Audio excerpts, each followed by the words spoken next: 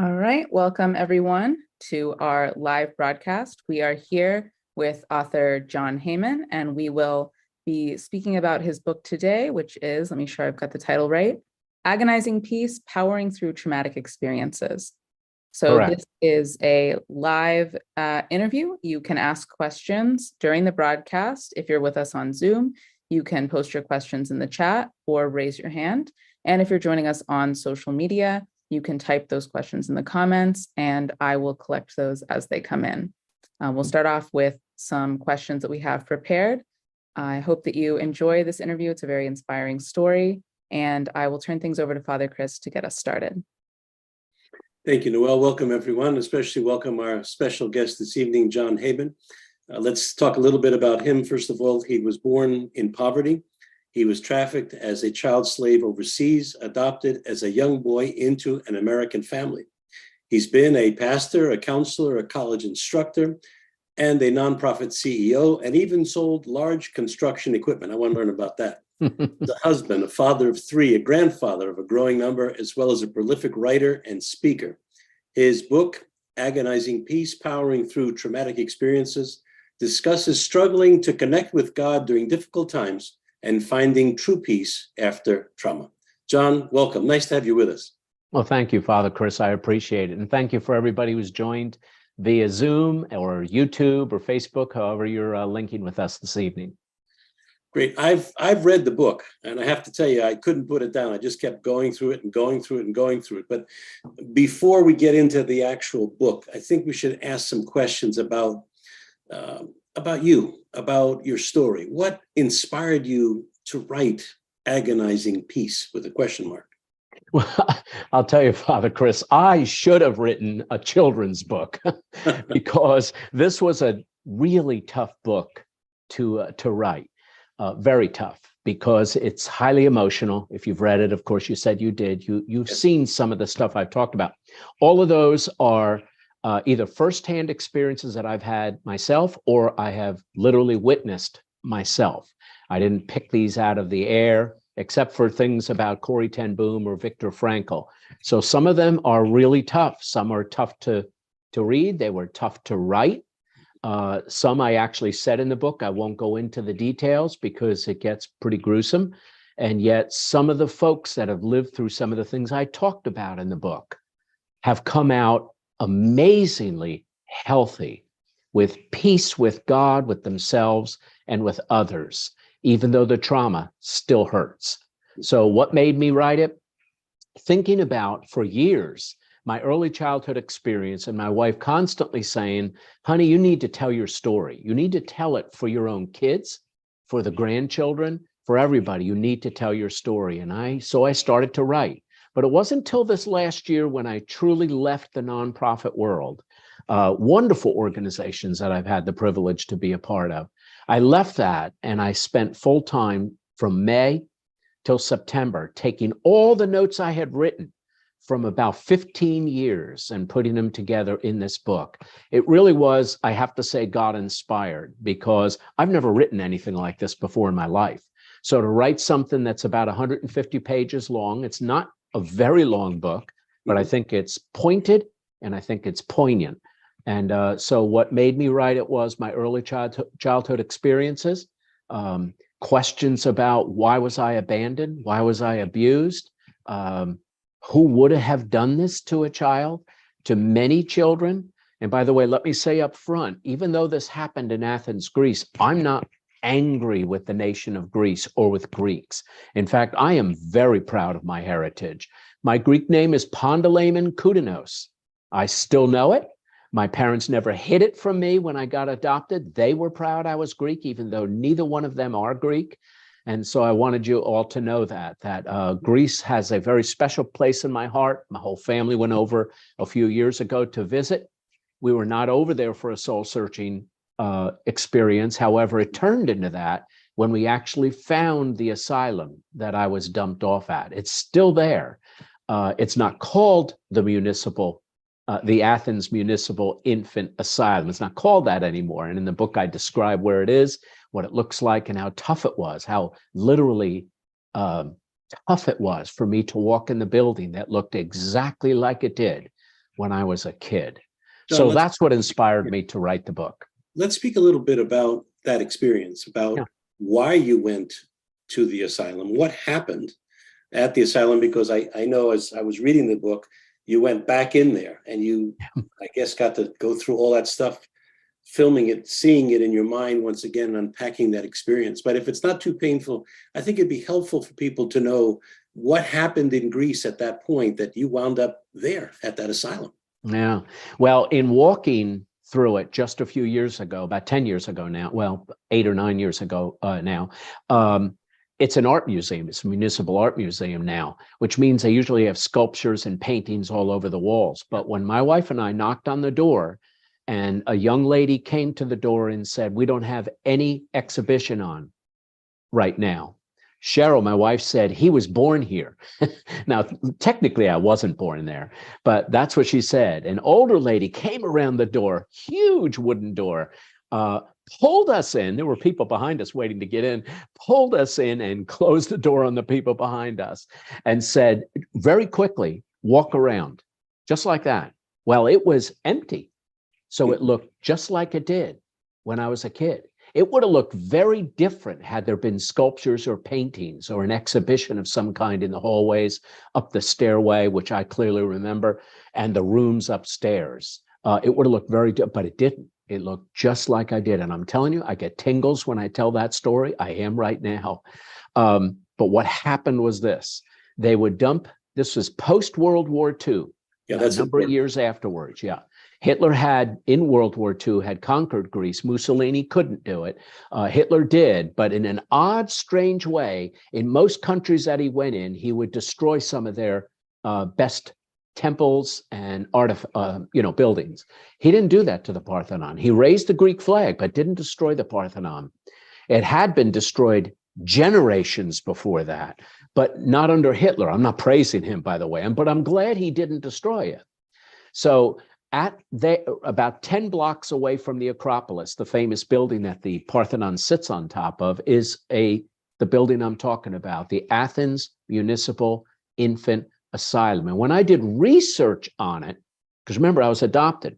My adoptive parents have never seen this. They've only heard stories about it from Dr. Spiros Odiatis, who was full-blooded Greek, who did a lot of translation of the New Testament. He ran a mission called the American Mission of the Greeks. Anyhow, when I saw it, when I saw what I saw, it was alarming and it was shocking, and it made me, quite frankly, sad and nervous and shaking a little bit. I even told my wife to stop taking pictures. I kind of wish I didn't tell her that. I wish I had more pictures of the inside, but I have them all. Mm-hmm. Anyhow, it was an alarming experience to then be rented or sold to somebody outside the building when I was old enough to beg. If any of you have ever seen Slumdog Millionaire, you know what I'm talking about. It took me 2 years to watch that movie after it came out. I didn't want to watch it. And but I used to beg up on the Parthenon. We had a group of young children. We knew how to steal. We knew how to kick people's ankles and try to grab their wallets and run as fast as we could. Remember, we knew the terrain. The tourists didn't. So if you spoke to somebody and they couldn't understand you, you knew they were a tourist. Those were the ones we went after. We also took rubble and tried to sell it because, of course, from way back then to today, you're not allowed to touch anything. You're not allowed to pick up anything. You'll get arrested because it has so much historical value to the country of Greece. The Parthenon does. So you're not allowed to pick up anything, but you're allowed to tour the site. So that's what I would do during the day if I didn't bring back enough money or rubble or whatever. I was beat up. I was thrown out a window, that I clearly remember. I remember 2 people that lived in this very, very small house. I'll describe that in a second. I don't know who they were. They have no faces in my memory. When a TV station did a short documentary, and it's still on YouTube, did a short documentary on me, which is called I Don't Want Kids to Hurt, on First Coast News. It's about a 6-minute documentary. That person looked at all the documents that I have to make sure I wasn't exaggerating my resume. And one of the things that she noticed was the picture of the doctor that we were told when we visited about 8 years ago. We were told he was the one that signed the death certificates. I had never heard this part of my story. You really have to key in on this, because Those of you that are watching and listening, listen very, very carefully to what Jon is going to explain right now. Yeah. So first, the babies were dumped off there by people who either lived in poverty, couldn't afford to keep us anymore, knew that we would be fed there, dumped us off in a bread box, which looks like a big mail slot, except it was big enough to put bread and milk and food in. They would also dump babies in. So we were called bread box babies. New York Times actually did a story on us. I couldn't find it recently. I think it was 1996, called bread box babies. Anyhow, so in looking at all of that, even Channel 12 News, when they did the documentary, said, "This doctor did what?" And I said, "I was told by the older lady." She opened up the book, which I still have. I have 2 copies of it. Opened up the book and said, "This is the doctor." And I said, "What doctor?" And she said, "The doctor that signed your death certificate." I said, "What?" And she said, "That way, if anybody came back to claim you, you know, a mom or somebody came back and said, 'We dropped a baby off here 6 months ago,' they would say, 'We're so sorry, but the baby is dead.' And then once you are dead, they can do anything with you they want," which is what they did. And so my memories are not good of that place. It's not good of that tiny house. In fact, if you don't mind me explain a little bit more, most people, when they say, "Oh, I can remember back when I was 2 and 3 years old," technically is probably not very accurate, because when you remember back that young, you're very small. I call it knee-high memory. So your memories are exaggerated. Right. So most of our memories, for most people, are built up of real memories, plus stories that were told, plus pictures that were taken. Those are the 3 main things that create our memory bank when we're under 4 years old. Well, I didn't have 2 of those things. I didn't have pictures, and I didn't have people telling me stories, real life stories. So I just had my memories, and they weren't good. They were knee-high, but they weren't good. I mean, I remember being up on the Parthenon. I remember kicking people in the ankle. I remember reaching for them, but my memories are they were big people, because they were in my memory. Now, in Slumdog Millionaire, they cut off the digits, the fingers, or parts of them, and they would smash the knees of the children to make them look poorer than they really were. I don't have any smashed knees, and I have no cut fingers. Thank God for that. Means I knew how to raise money back then. That was survival for me. But seriously, I must have done pretty well, except for the physical beatings. They did ask me about sexual abuse, and I explain in the book the power of the mind to forget some of the most traumatic experiences of your life. So I don't have any experience. I don't have any memories of sexual abuse. If it happened, I wouldn't be surprised. But I have no memory, and I thank God for that. All right, very good. You also say another very unique story. I don't think it would happen in today's world, when your blessed parents who adopted you in the United States of America, and you and your sister, or it could have been someone who they made to be your sister at the time, was put in a basket, and she was in a seat next to you as you flew across the Atlantic. Could you unpack that for us? I got a ton of questions, and I'm sure other people have questions too. Well, I'd like to learn about that experience. We have all the receipts. So we see the receipt. And of course, my mom, Mrs. Heymann, Lois Heymann, who worked with that organization, American Mission of the Greeks, once asked Spiros Zodhiates, "We're sending food over there." When I say work, she volunteered. "We're sending food over to the children. Why don't we just adopt some?" And he turned to her and said, "Will you be the first?" And she was. And I was the first one. My sister, a little girl who became my sister, she's not my blood sister as far as we know. She has a totally different Greek name. She was the one that was in the basket next to me on the plane. My parents paid for someone to accompany us. That person never accompanied us. We were 2 little children all by ourselves. And from what we learned from Spiros Zodhiates, a lot of illegal things were going on over there on that side of it. But God blessed on this side, I'll tell you, because I see the remarks and not the emails, the actual letters sent from a U.S. congressman telling the Heymans, my parents, telling the Heymans that they could not adopt because they already had a natural born child. And they kept pleading and praying and prodding, and it worked. And I was blessed to be one of the first of 60 in the batch that came over. It's incredible. It's an incredible story. The book, of course, is written from your perspective as a person who believes in God. And I would have to say that if God wasn't there in your life, I don't know if you would have made it to where you are today.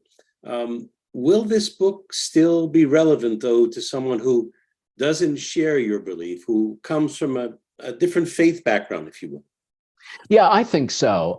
Now, there's going to be Bible verses in it. There are Bible verses in it. And so if somebody says, I don't believe in God, will this book still help me? Yeah, that we deal with depression. We deal with different kinds of struggles that people have, both mental and physical. We deal with physical disabilities. Why does God allow that? There's a whole lot of things that are discussed there that even a psychologist or a psychiatrist or a counselor that says, well, I don't bring God into my practice. That's fine.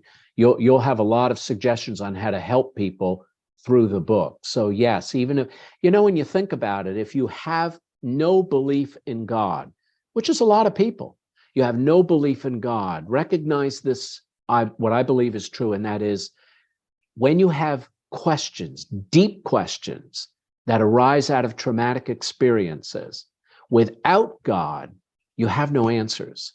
You may be angry at God, the very God you deny exists. You may be angry at God. However, you have no answers. With God, you have only some of the answers. We don't have all of them. I don't have all of them. Even the Apostle Paul said, we look through a glass darkly. So we don't know everything about God. In fact, in the book, I believe I repeat it 3 times. If we knew everything about God, he wouldn't be much of a God. Right. Because I don't even know everything about my cat, about my kids, sometimes about my wife. They all surprise me.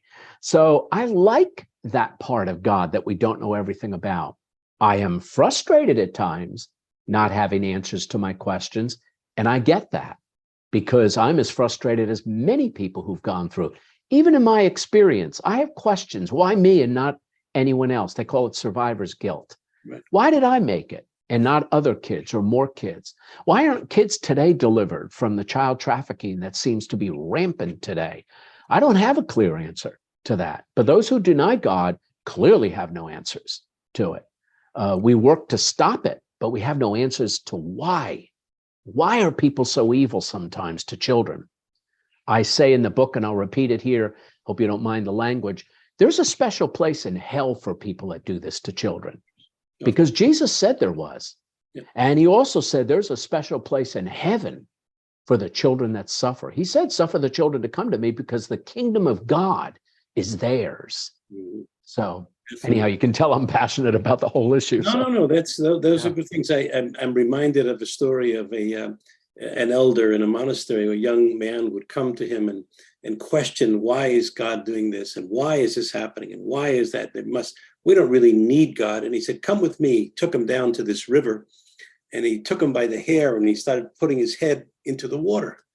And he brought him back up. He said, can you breathe? He said, yeah, so far so good. So he put him down again, bring him up. Can you breathe? Yeah. Then he put him down and he held him down there. And he said, what did you want most when you were under the water, when he brought him up? He said, I wanted to breathe. He said, well, when you want God as much as you wanted to breathe underwater, you will understand the importance of God in your life. Mm. That is so, so true. We get pushed underwater. And as you unpack in this very good book, there are times when we have to realize it's really God is in control and that the difficulties, they're a part of life. Life is not meant to be roses, unfortunately. That's just the way it is. Noel, I'm sure we have some questions from guests. You want to go to those? You want me to keep going with John? It's up to you. I've added all the questions we have so far at the end. So it's up to you whether or not you want to jump back and forth. All right. Now we're looking at questions. We're not looking at statements here, right? Mm-hmm. Okay. Let's go to this question here, John, for you. Were you exposed to Christianity at all during your lifetime in Greece? No, absolutely not. Not until I was adopted. Brought up in a Lutheran church up in New Jersey and came to know Jesus as my Savior somewhere around 9 years old. It was 9 years old. Okay. So, yeah. Very good. Let's see. There's another question here, but I'd rather do this.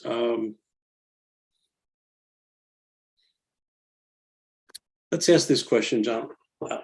What did you learn on your journey about the nature of suffering? And how were you able to personally reconcile that with God? I mean, you went through a little bit of it, but let's go a little deeper into it if we can. Yeah. I think there's 4 different ways that we can react to traumatic experiences in our life, no matter what they are. A soldier not returning back from war, a child that dies clearly prematurely. In fact, I tell a couple stories in the book about that. Actually, I don't identify the one woman with the adoptive child or the child she wanted to adopt. It didn't work out, and she was sent back to her parents, and she died. Misjudgment of the judge, crack baby. There's things that were beyond this child's control that she should have not perished. Well, that woman is my daughter. And I wasn't sure she wanted me to include all those details. She said, Dad, you could have done that. Well, it's a heart-wrenching story because what she writes 11 years later, Jonave would have been 17 years old right now, that life went on. So Jonave was part of the past, the then, she calls it, but not part of the now. That all of the children that she adopted, she's adopted 4, has 1 natural born, and Jonave never had a chance to be adopted. So that heart-wrenching, in fact, when I was going over it this afternoon, it was bringing tears to my eyes. I said, I hope I don't break down when I tell the story, because I love my daughter and we loved Jonave so much. And any of you who have gone through the experience of a child passing away, we're not made to bury our children. Not at all. At all. And if you want to really see people's reactions to God and mesh the traumatic experience with peace with God, and let's go back just for a second, meshing that peace with God goes back to Jesus agonizing in the Garden of Gethsemane, knowing he was going to be tortured. And the word agony is there. He agonized.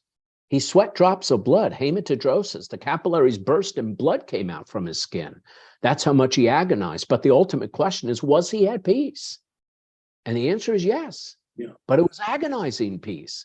And that's not the peace we teach sometimes. We teach a peace that sighs a sigh of relief and says, I'm at peace with this. And by the way, that's good peace. Nothing wrong with that peace. I wish we had more of it. But there is agonizing peace in our world. And it's still peace. And that's having the trauma come in conflict with our faith in God.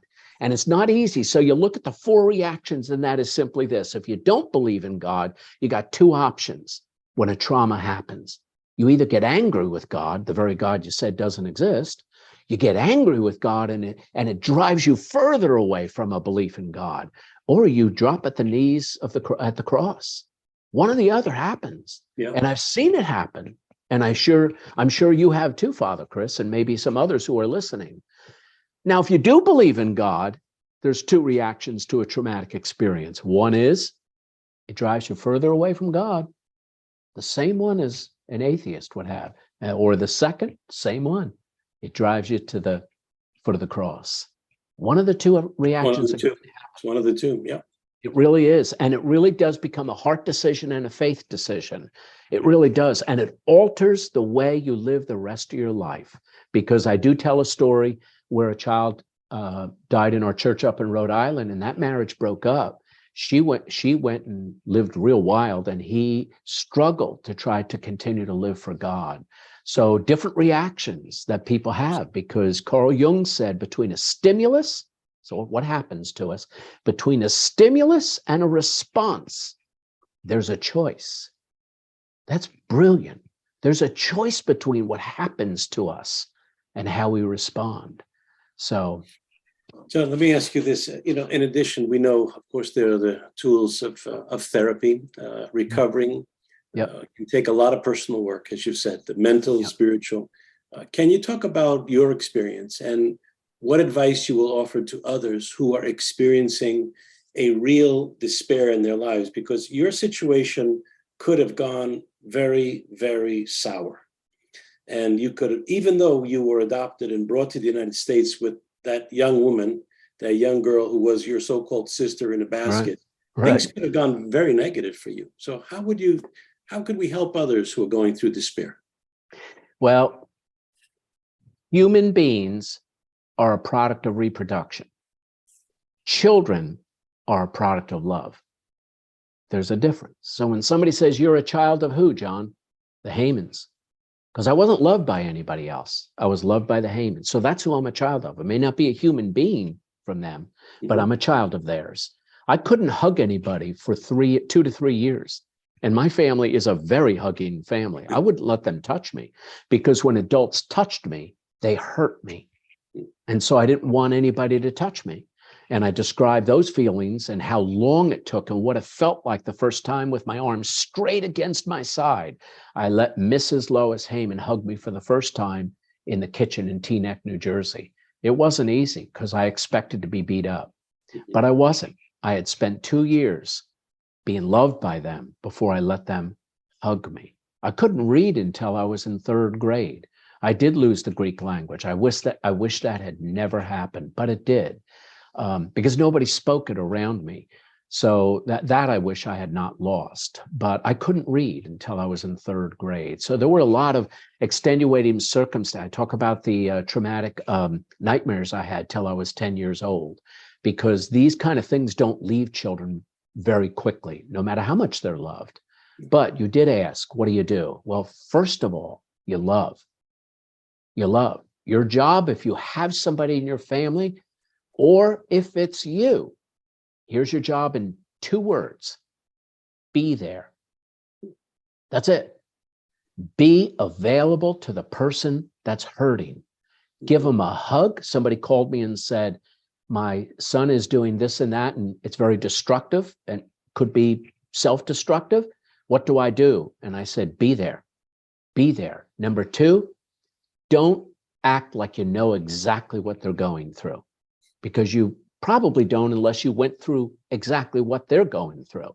So don't act like it, because they know you don't know.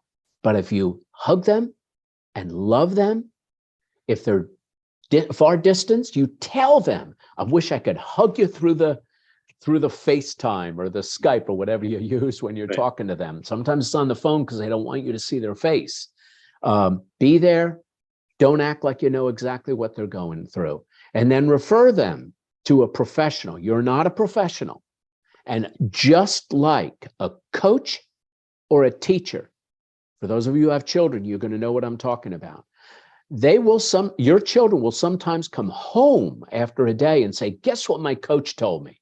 And they tell you what the coach told them. And you say to yourself, I told you that 300 times.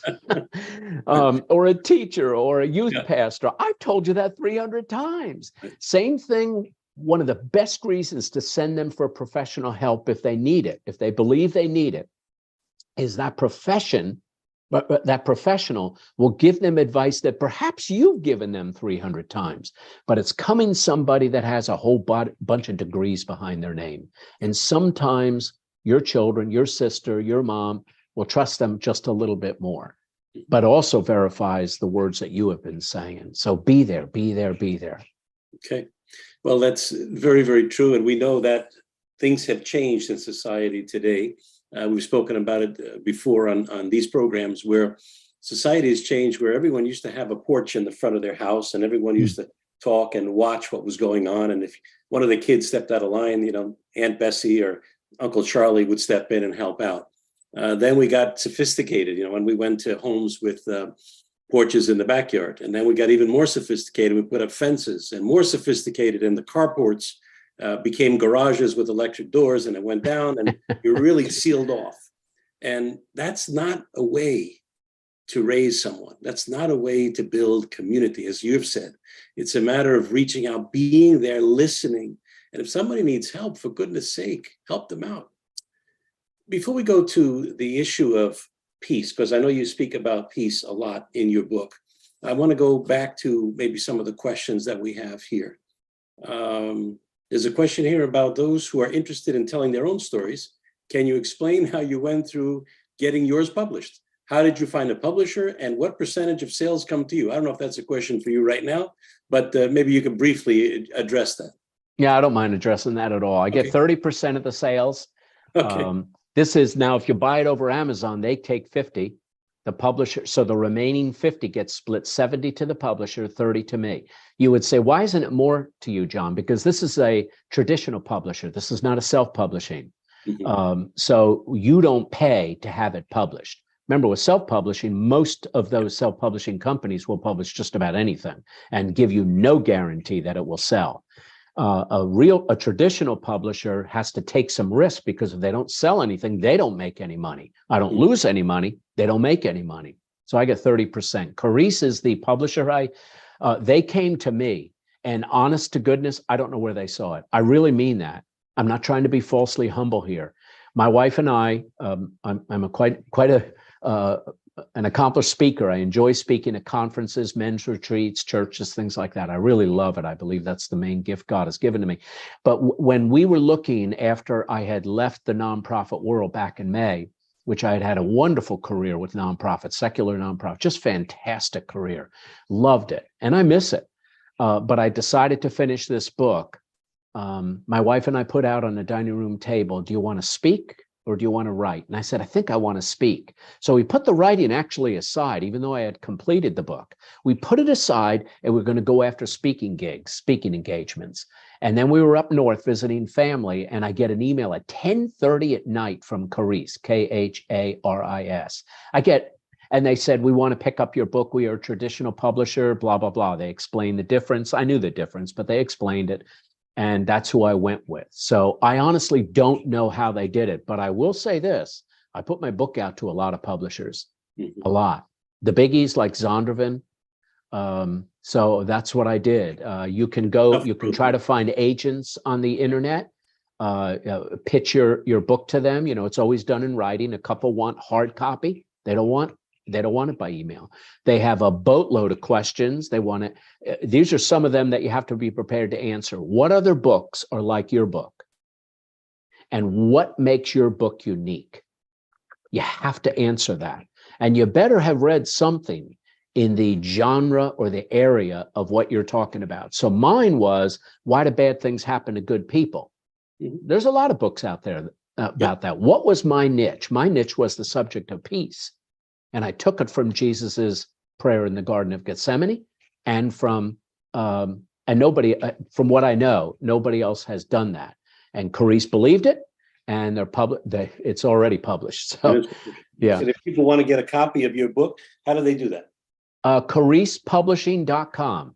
I'm actually the featured author on there right now. Carice is Kharis, CaricePublishing.com. Very good. Very good. It's on Amazon, but only on Kindle right now. In Kindle. Okay. Let's go back. There's another question here, going back to the subject of trauma. What do I do if I feel resentment about the trauma that I went through? Because everyone just expects me to just move on. You brushed on that a little bit. Could you go a little more depth into that? Wow, that's a great question. It is one of the main reasons I wrote the book, is that question you just asked. Let me say it this way. I believe Mahatma Gandhi once said, I like your Christ. I don't like your Christianity.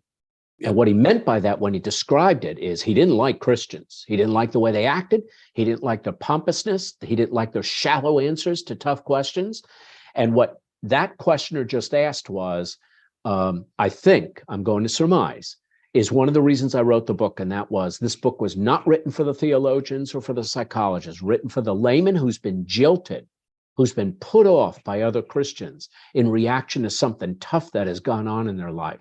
They've been given shallow answers. They've been given superficial answers by Christians in the church. Now, it could be those Christians didn't know what else to say. So I wouldn't hate them, but it does turn you off when you hear things like, well, maybe you don't have enough faith. Wow. Or maybe you have sinned and not confessed it. Really? You're going to judge me that way? You know, maybe your child died because of something you did. You did. And there's always, it's like guilt and blame. And what a sad thing. The church should be a place of healing balm, not a bomb. If you know what I mean, like a dynamite bomb that blows you up and you don't want to be in church anymore. And you start to agree with Gandhi. I like Christ, but I don't like the Christians. And so it doesn't take the pain away from the traumatic experience, but it clearly explains it a little bit better when you realize you are probably 99% not to blame for what happened to you. Right. Okay. Well, there is one person that wants to ask the question out loud. Her name is Jackie. And let's see if we can open up her microphone. Is that Jackie Catherine? Hello, can you hear me? Yes, I can, Jackie. My real name, I'm Jackie Catherine Morphosis. I'm Greek American. Thank you so much, Mr. Heymann, for your testimony. Thank you, Father Christopher. Thank you, Noel, everyone. I just want to say one thing, Mr. Heymann, you are for me, Luke 21:13. It will be an opportunity for your testimony. Your life has become your testimony, and thank you. I wanted to share something about my life. Is it a question, Jackie? Are you yes, sir. It is framed as a question on turning trauma to testimony. Okay. And I would like to share this for everyone. I had more than one trauma. But I want to show trauma to testimony, and then I'll ask the question. I was living in a home. It was gasoline. We were poured with gasoline when we were sleeping, and we were set on fire. We fell from the second-story balcony into the bushes before the house blew up. But in that trauma, prior to the explosion, I felt the presence of my soul, and I felt the Lord was with me in the darkness, in the smoke, in the choking. And I actually was calm. Like you said, Mr. Heymann, I was calm. I was at peace, even in the midst of crisis. And I just said, Lord, take me. My housemate screamed. I opened the door to the balcony, and then we left. The second trauma is the one that really applies more to this conversation. I've also done outreach with children at orphanage in Greece and prison work. I have a heart for the wounded, but I was wounded. I was brutally assaulted. And I replayed the trauma in my life almost every day. It was as if the demonic and the adverse powers, Father Christopher, knew the wound was a portal to reattack me. Sure. In other words, there was a wound that was my vulnerability, and the darkness and the adverse powers, like legions of demons, came and reattacked me, as they do to people that have trauma.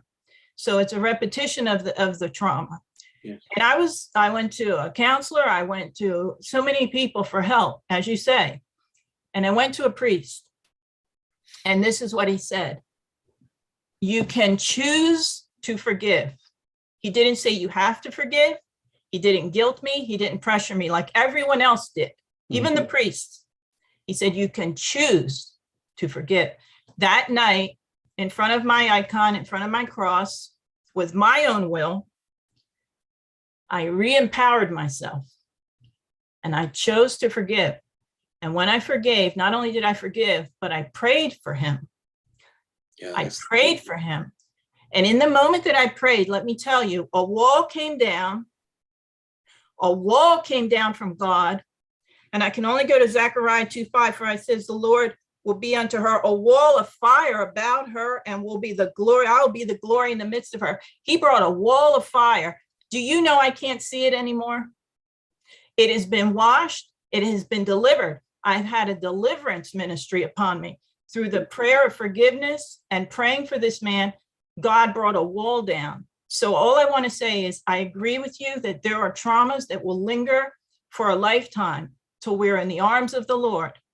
But there is also the possibility of full deliverance, where God will bring a wall of fire down. I couldn't share my story in public until he brought the wall. Very good. Wow, that's quite a story. Thank you, Jackie, for sharing that. Do you have a specific question that you'd like to ask?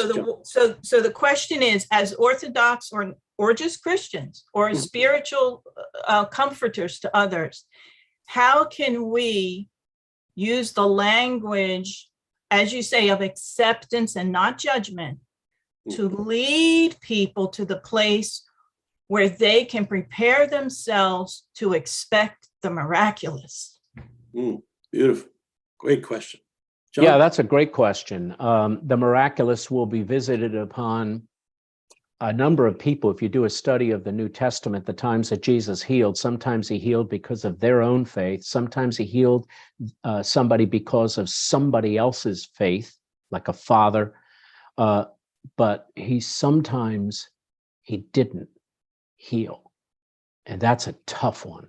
Hmm. So the advice I would give may sound superficial, but remember, I may be talking to people that don't believe in God, that don't believe in the Bible. So here's my 3 suggestions. Believe in the cheerleaders of your life, believe in the basketball, and believe in the rearview mirror. Let me please explain those, because with or without God, this is real. Number 1, every sport has somebody watching the game. There are cheerleaders on this side and there are cheerleaders on this side. They may not wear a cheerleading outfit. It may be the mother of one of the players on the court or on the field.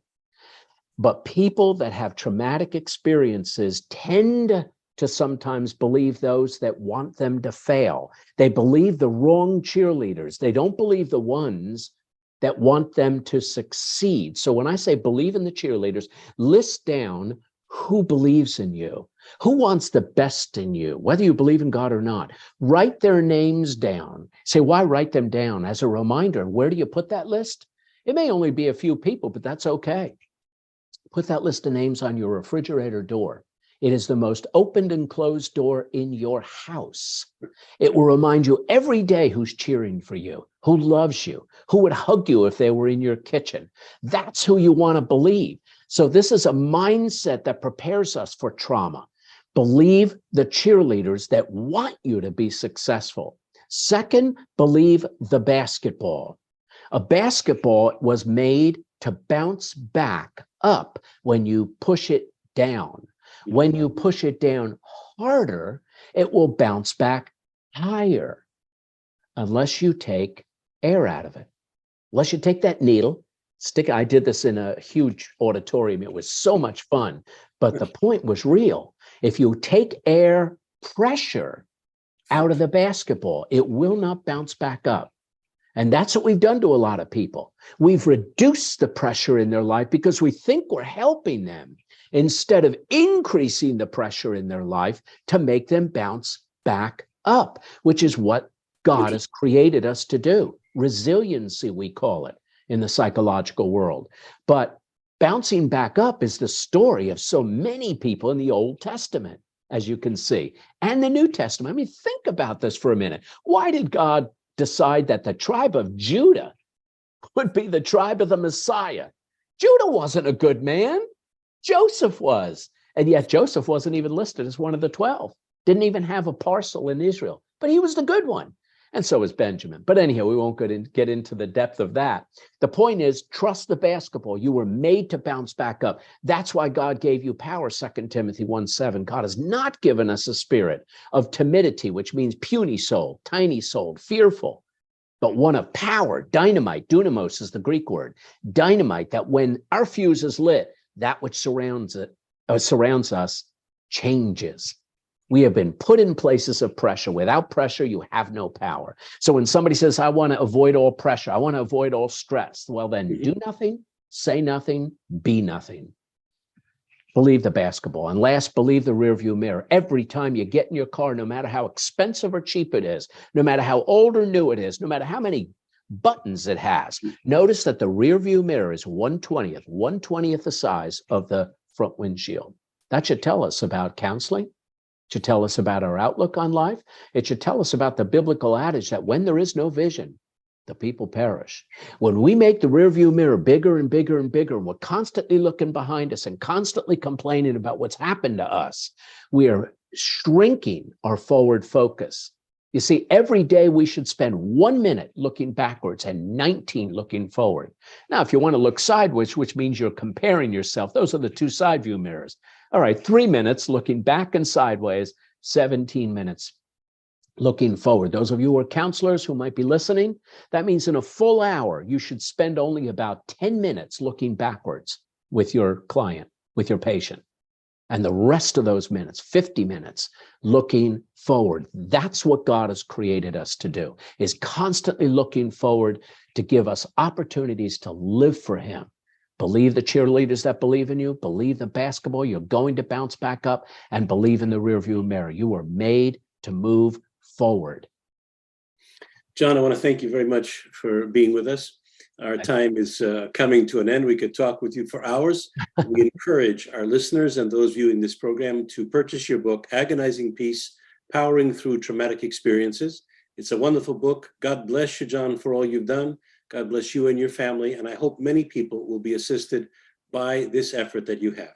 For those of you who continue to follow the Orthodox Christian Network, we thank you for your support. It means a great deal to us. Please watch for some new things that are coming up. There will be another OCN experience very soon, leaving for the Holy Land and for the Ecumenical Patriarchate. Please go to our website and tell your friends to do so as well. God bless you. Have a wonderful day. Father Chris, can we ask Jon to say where people can get in touch with him and follow him? Of course. Please. Sure. It's very easy. I have a website called Heymann Consulting.com. Heymann is Heymann, HeymanConsulting.com. I have 2 Facebook pages. I have my personal one and I have a Heymann Consulting on there. In there, you'll see a link to a you'll see a link to a bunch of stuff, but you'll see an email address there. Again, the book, which you see right behind me, is called Agonizing Peace. I'm writing a second one called The Rugged Walk. It'll be a lot lighter than this one. This one is heavy, and the second will be a little bit lighter, but you can order that through CarisPublishing.com. Great. Very good. Thank you, everyone. God bless.